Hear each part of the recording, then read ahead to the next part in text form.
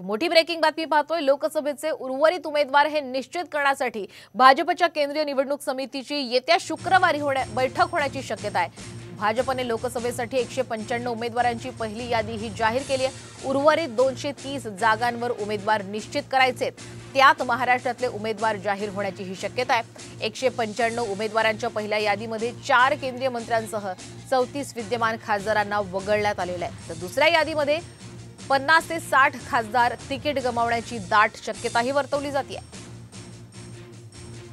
तर दुसऱ्या यादीतील भाजपमध्ये कशा पद्धतीने खलबतं सुरू आहेत पाहूयात। युती करण्यास सक्षम असणाऱ्या महाराष्ट्र, बिहार तसंच यूपी, झारखंड, दिल्ली, गुजरात, राजस्थानातील उमेदवारांच्या नावाची घोषणा होण्याची शक्यता आहे। या राज्यातील राज्य शाखेने त्यांच्या शिफारसीकडे पक्षाकडे या पाठवलेल्या आहेत। पंजाब, हरियाणामधील निवडणुकांना वेळ लागू शकतो अशी ही चर्चा झाली आहे।